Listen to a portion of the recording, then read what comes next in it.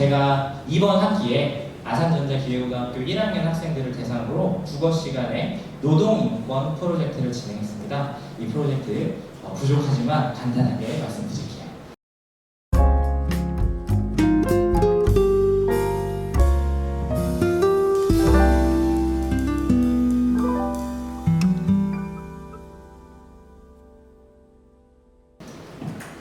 제가 이 프로젝트를 시작하게 된 이유가 있습니다.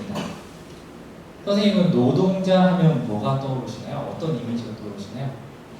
제가 기사를 하나 봤는데 초등학생들에게 노동자는 뭐뭐다, 왜냐하면 뭐뭐기 때문이다, 이 빈칸을 채워보게 했대요.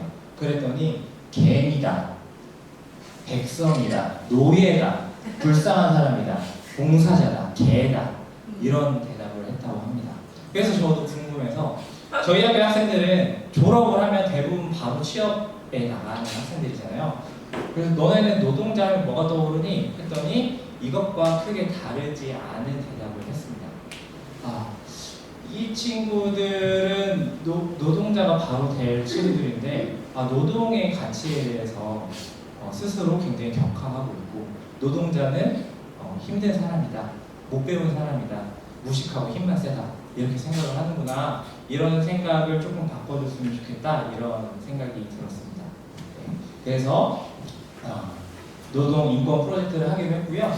네, 이런 생각을 했던 거죠. 우리 아이들이 일하면서 행복한 삶을 살았으면 좋겠다. 아까 선생님께서 말씀해 주신 것들입니다.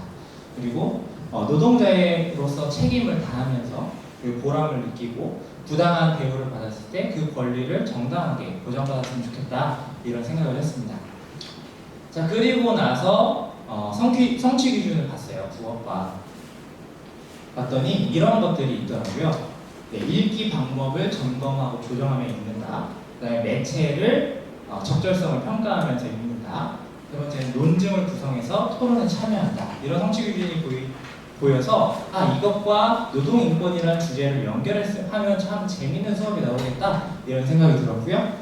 그리고 성취 기준에서 가르쳐야 할 지식과 학생들이 할 수 있어야 하는 기능들을 제가 추출을 했습니다. 그리고 나서 이것과 관련된 역량도 한번 생각을 해봤어요. 네, 이것이 이 프로젝트의 학습 목표입니다.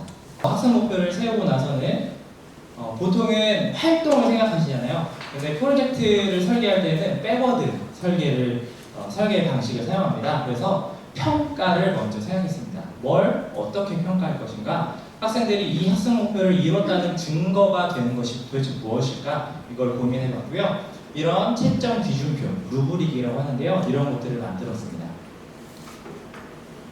그래서 평가 요소도 세워보고 근거 자료는 뭔지, 그리고 상, 중, 하인 학생들의 특징은 뭔지를 구체적으로 생각해봤어요. 이렇게 하면 이 루브릭으로 학생들의 수행을 평가하면 선생님이 굉장히 일관성 있고 타당하게 평가를 할 수 있습니다. 굉장히 좋더라고요. 네, 이렇게 루브릭을 만든 다음에 그 다음에 어떤 활동을 할지를 생각해봤습니다. 프로젝트에서 첫 번째 활동을 도입활동 또는 물고뜨기 활동이라고 하거든요. 시작을 하는 겁니다. 그래서 문제 상황이나 학습 목표나 탐구 질문, 그 다음에 어떤 결과물을 학생들이 만들어야 하는지, 이런 것들을 알려주고 또 동기를 유발시켜주는 그런 활동을 물고뜨기 활동이라고 합니다. 그래서 저는 이런 활동을 했습니다. 이거 편지의 일부인데요.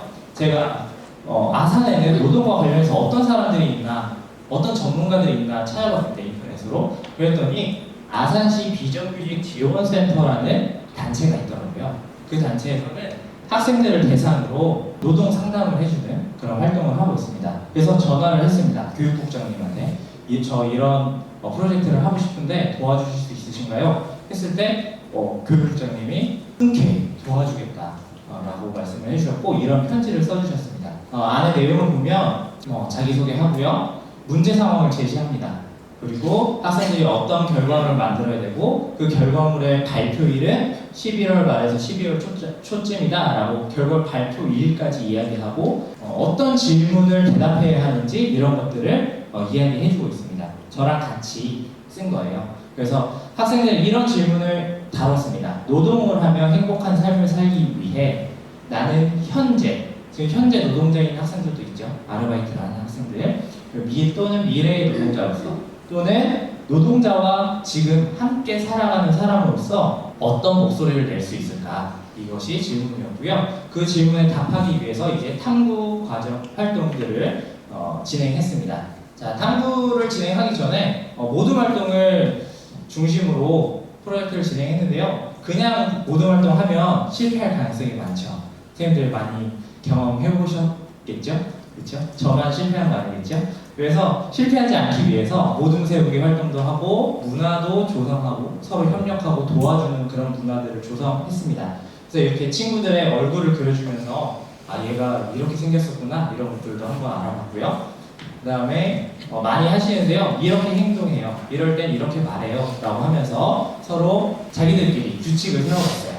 그리고 역할도 정했습니다. 이 역할은 그 불무중학교의 국어 선생님이신 조혜진 선생님께서 고양이, 치타, 돌고래, 독수리 이렇게 4가지 동물을 가지고 역할을 만드는 그런 모든 활동을 개발하셨거든요. 그래서 그걸 차용해서 저도 따라해봤습니다. 그리고 학생들끼리만 규칙을 세우는 것이 아니고 저도 규칙을 세워서 학생들에게 안내를 해줬어요.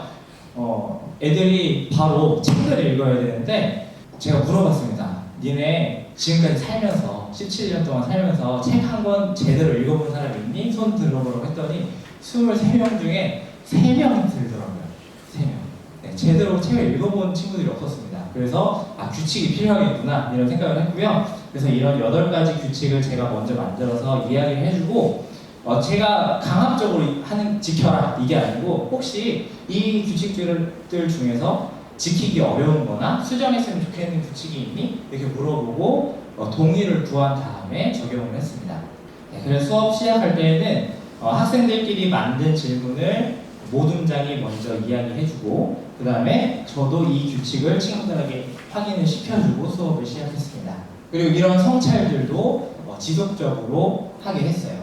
내가 활동 프로젝트에 참여하면서 배운 것은 무엇이고 아쉬운 건 무엇이고 그 아쉬운 것을 개선하려면 무엇을 해야 하는지 그리고 우리 모둠원들에게 고마운 점은 뭔지 모둠 활동을 내가 스스로 점수로 표현하면 별 몇 개를 줄 수 있을지 이런 것들을 계속 성찰하게 중간중간 그런 과정을 뒀습니다.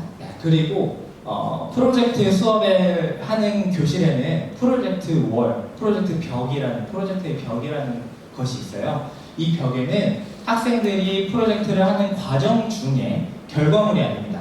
과정 중에 만들어지는 그런 것들을 산출물들을 계속 게시해 놓습니다. 그래서 잘한 것이든 못한 것이든 게시를 해두는데요. 이런 것들을 게시해 놓으면 다른 모둠이랑 비교해 가면서 우리가 이것이 좀 부족했구나. 얘네는 이걸 정말 잘하네. 우리는 이걸 잘했구나. 이런 것들을 계속 확인할 수 있고요. 여기에는 산출물뿐만 아니라 제가 아까 앞에서 이야기해 드렸던 채점 기준표 이런 것들도 다 붙여 놓습니다.